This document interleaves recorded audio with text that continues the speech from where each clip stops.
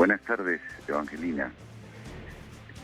Infortunadamente, nuestro país, que podría brindarle energía a toda Centroamérica, se encuentra en carencia por no haber tenido personas preparadas, ni en el pasado ni en el presente, para proveer la energía. Somos un país que tiene fuentes de agua enormes que hasta nos producen desgracias, que pueden darnos energía limpia. Además, tenemos la energía eólica, tenemos la energía por biomasa, la energía térmica, pero infortunadamente son los intereses de las personas que han estado en el gobierno y que están actualmente en el gobierno los que han primado para no poner los proyectos que se ocupan. Entonces, todos los años, el año pasado tuvimos racionamiento en la costa norte y nadie tomó ninguna medida porque el gobierno está preocupado de la parte ideológica, sin darse cuenta que la privación de energía hace que mucha gente no produzca, se pague menos impuestos, y cuando la gente no produce no se puede pagar salarios, no se puede pagar sueldos. Entonces lo que se avecina es más fuerte que el año pasado, porque lógicamente de un año a otro se incrementa la demanda de energía. Es simplemente no poner a las personas adecuadas. De hecho, la Empresa Nacional de Energía Eléctrica ni siquiera tiene gerente general. Este muchacho Tejada, que está a cargo del Ministerio de Energía, es un buen elemento, pero él no puede manejar todo lo que tiene que ver con energía. Se ocupa tener a una persona solamente en energía eléctrica para tomar las decisiones, porque normalmente lo que ha hecho este gobierno socialista es colocar personas que no entienden de los temas debajo de las personas que entienden. No dudo que Tejada entiende, pero los que tiene abajo no entienden. Lo mismo pasa en varias otras instituciones y por eso las decisiones son muy malas. Desde su punto de vista, entonces, ¿es por falta de eficiencia y de voluntad que no se ha solventado esta situación? No es voluntad, es ignorancia. Pueden tener la voluntad, yo puedo tener la voluntad de volar un avión, pero no sé cómo. Ellos piensan que manejar un gobierno se maneja con política y con discurso. Un gobierno, y yo quisiera hacer un llamado en este momento a la gente que se siente afectada. Hubo un documento que se firmó entre Xiomara Castro, Mel Zelaya y yo, en donde dice que las decisiones de las personas para colocarlas en los puestos de ministerios, direcciones, etcétera, tenían que ser consensuadas entre Xiomara y yo. Ningún abogado de Honduras tiene la capacidad para demostrarnos que la firma en Honduras vale. Yo le invito a la gente a que no se compre nada en Honduras, porque si en Honduras no vale la firma, no vale la firma de la presidenta miente, Mercedes miente, entonces la culpa es de esa mentira, porque si yo estuviera en las decisiones, estos apagones de ahorita no estarían ocurriendo, como tampoco estarían ocurriendo un montón de barrabasadas que probablemente son decisiones de técnicos en política, pero no técnicos en las ciencias en las que se ocupa tomar las decisiones, como por ejemplo el tema tributario, ese tema de injusticia tributaria. ¿A usted tampoco le parece? Todas las empresas echen a la gente, la despidan y la pongan en la calle. Ingeniero, ¿y las relaciones con China? Si usted tomara las decisiones, ¿estarían estableciéndose o no? Primero tienes que ver tú de quién depende Honduras. O sea, hay países como el propio Estados Unidos, o potencias, o países que tienen cosas que no dependen de los Estados Unidos. O sea, en el mundo hay dos grandes potencias, que son China y Estados Unidos, además Rusia, políticamente hablando.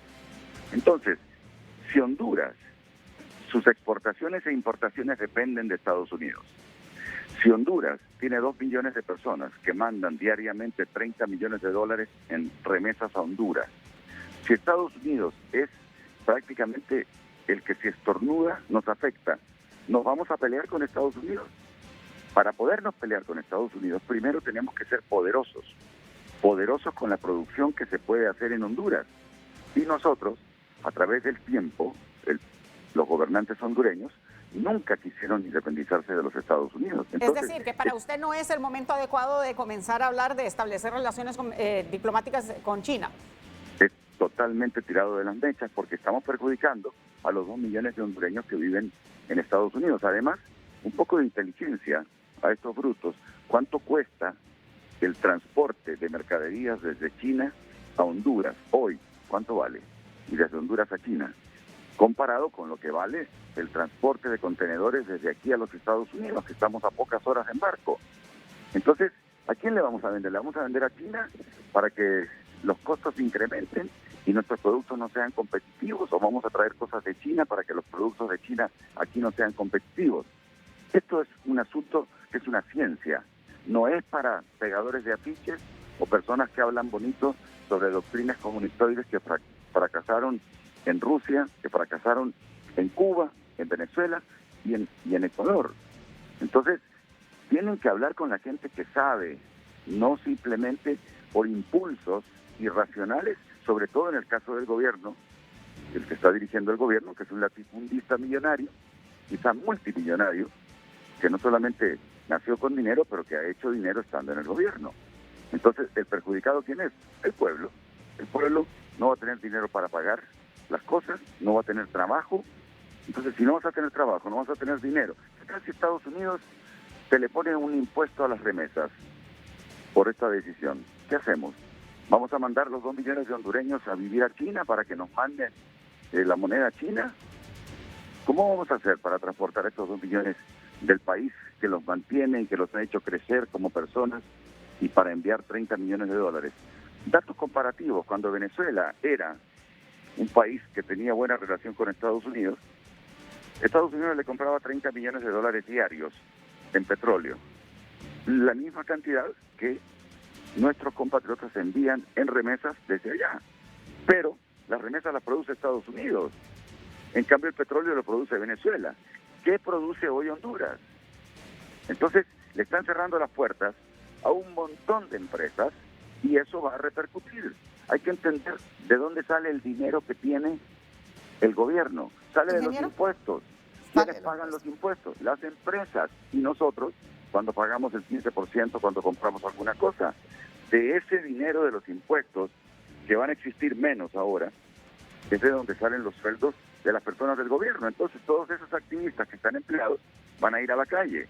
¿A qué? A pedir limosna o a convertirse en un venezolano más de esos 7 millones que van caminando rumbo a los Estados Unidos. Ingeniero, el Comité de Relaciones Exteriores del Senado de Estados Unidos, lo leía yo hace unos instantes, envió un mensaje bien puntual al gobierno de Honduras que pensara bien sobre esta decisión de alinearse con Beijing y que esto tendría implicaciones mucho más allá del gobierno y del liderazgo actual, es decir, a largo plazo, urgiendo a proteger los derechos humanos y la soberanía.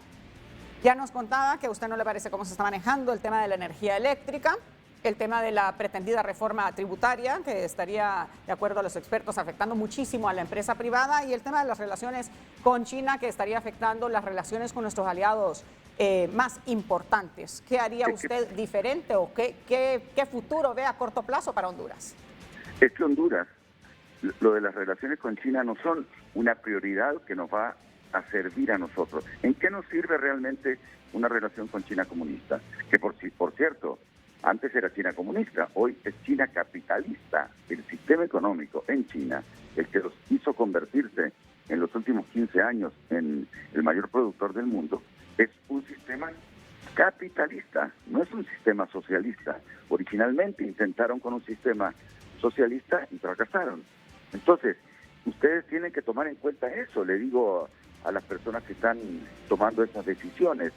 Si no toman en cuenta ese tipo de cosas, están condenados ustedes, no solamente ustedes, sino que están condenando al pueblo hondureño a ser más pobre.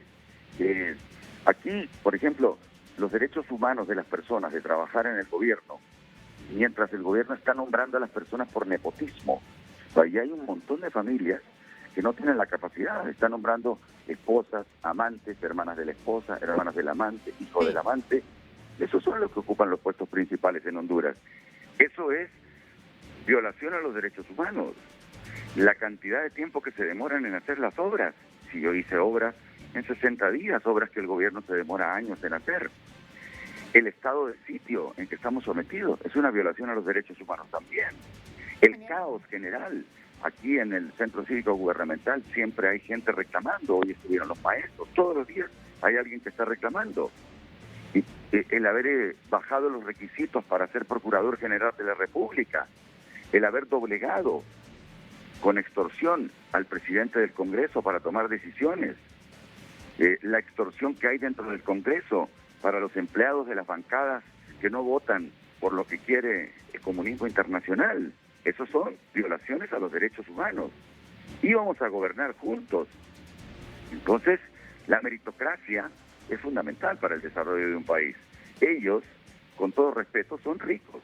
La familia Zelaya Castro es una familia de gente rica. Ellos tienen muchísimo dinero y valdría la pena que publicaran cuánto dinero tienen, ya que están tomando decisiones en contra de gente que no tiene ni para comer un tiempo al día. Ingeniero, gracias.